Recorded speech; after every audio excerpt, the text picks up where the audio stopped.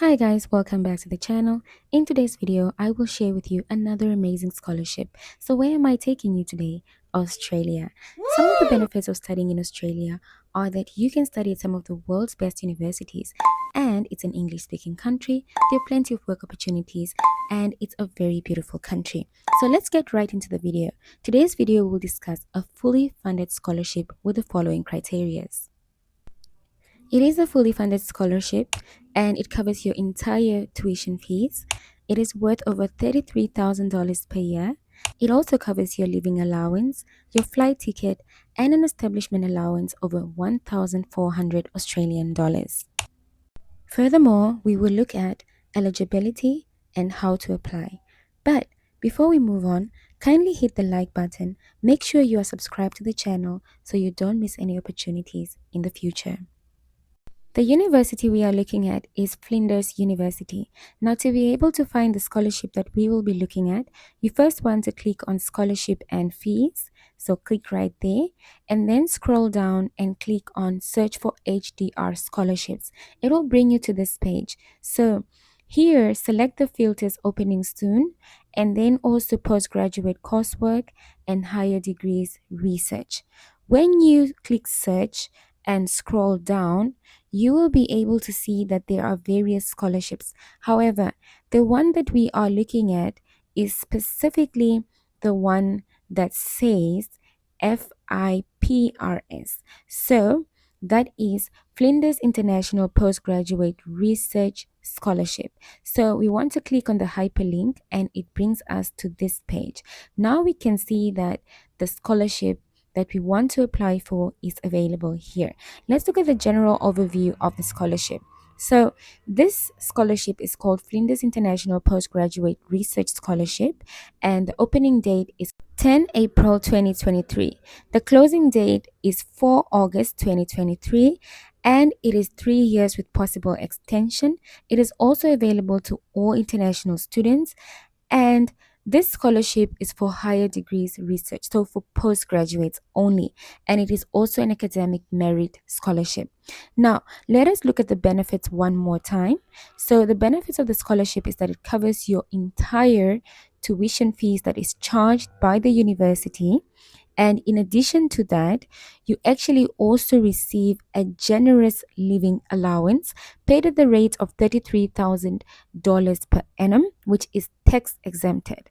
And then the last one is that you also receive an establishment allowance. Now, remember, to be able to receive these funds, you also need to produce the receipts. So make sure you keep all the receipts of your expenditures. Now, moving on to eligibility.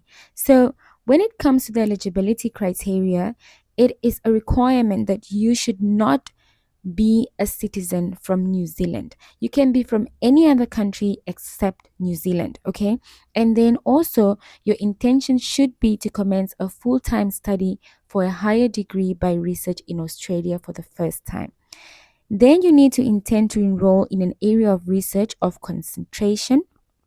Lastly, satisfy all other requirements, including the English proficiency levels. Now, there is a hyperlink here, so we are going to click there to see where it takes us, and it brings us here.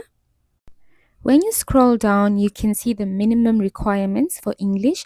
So, the applicant's first language is English, or you must have completed your previous studies, for instance, your bachelor's degree in English. All right, ladies and gentlemen, we are ready to apply. We are back on this page, and what you want to do first is to click on apply now, and then it brings you to this page. Scroll down until application information and then continue to scroll.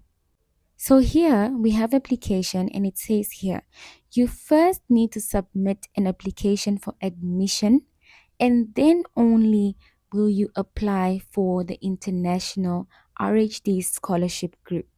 So again, the first thing we're going to do is to apply for admission, okay? International applicants need to apply for admission first and then apply for a scholarship. So to apply for admission, you're going to click on this hyperlink and it brings you to this page. But before we begin that process, you can see right here that you've got application dates, you've got how to prepare your application, and below that you've got step 1 all the way to step 6. Now, we are not going to do that first because we want to see how we can choose a course. So click on what you can study. Once you click on that, it brings you to this page, okay? When you scroll down, you can basically either search for the course or you can see them here. So these are all the PhD courses that are available for this scholarship. All right. And if you scroll further down, you can see Masters by Research. These are the courses that are available for the scholarship under master's programs. So if you want to see what the criterias and information are about a certain course, you can just go ahead and click on it. So for instance, here I've clicked on the surgery course. So once you scroll on that, you can actually see all the information about the course. You can do that with all other courses just to familiarize yourself with what you're applying for. Okay, so let's go back. Now that we are back on this page, right, to apply for admission, again, you click on the hyperlink that is available, right? So international applicants can apply for admission through this link. So we are going back to this link, and now we are going to look at the steps that you need to follow. So step 1, confirm your eligibility. I am not going to click on this, but of course you can do that to check if you're eligible. Step 2, confirm an academic staff member that has agreed to supervise your research. So you're going to do this basically by clicking the link because you need a supervisor in order to apply for this scholarship. Okay, now once you get on this page, you can scroll down to search for a research supervisor. So continue scrolling down and then you can search for a course right here. So if you know what you want to study, go ahead and type it. So for instance, I'm going to put here business management, then I'm going to click search, and then I'm going to scroll down to see available supervisors for business management. So all these supervisors are available to supervise, and you can basically just go ahead and read their profiles and then click their hyperlink, or you can click on their name to see their profile and then send them an email requesting them to be your supervisor and also include your personal information and course of study. Now we're going to go back to the application page. Step 3, prepare a research project outline. You can click on the link to see how you can do it. Step 4, prepare a research experience statement. Also click on the link. Step 5, prepare your academic transcripts and all other additional requirements or documents. Click on the link and follow what they say. Now when you're ready to apply, you can click apply online. Upon clicking here, it brings you to this page and you can simply click register since you don't have an account and start your application. Now, you may also realize that although for some countries they can simply apply online, for some countries it is required that they apply through an agent in their country. So if you need assistance completing your application, find an agent in your country. So let's assume you do need one. You can click on the hyperlink and it will bring you to the next page. So on this page, this is where you can search an agent near you. Let's assume you are from Nigeria, so you can put Nigeria right here, and then you can click on search and you can see here that there are some agents that can help you apply. Likewise, if let's say you are from South Africa, so we are going to type South Africa here and then click search, and then we can see that there's also an agent in Pretoria, so you can go right ahead and click that. Now let's assume you are done with your admission application. We are now ready to apply for the scholarship. So remember, the first thing you need to do is apply for admission, then apply for the scholarship. So in order to apply for the scholarship, you need a student ID. Now you will only receive a student ID after you complete your admission application. So by now you do have a student ID, so you can go right ahead and click on that link, and then what information do you have? Click on student ID. That is how you are going to activate your Flinders account. All right, so let's go back to this page. Now we are back to this page. Once you have activated your account, you receive a Flinders authentication name. You can then submit your application for the International HDR Scholarship Group. So, what you're going to do is log into your OKTA dashboard via the quick links on the Flinders website, select Student System. Then step 3, select the My Scholarship tab.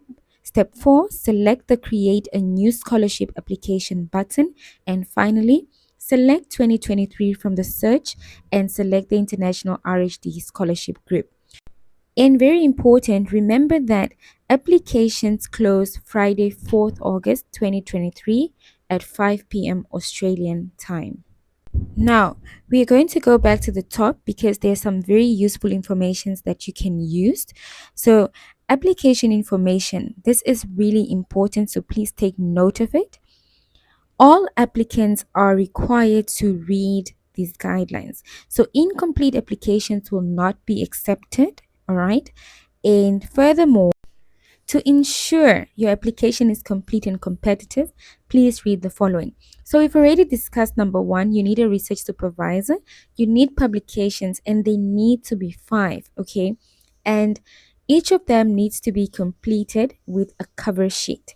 And furthermore, you also need to know that you cannot provide more than 5 publications, and your publications should not be more than 5 years old.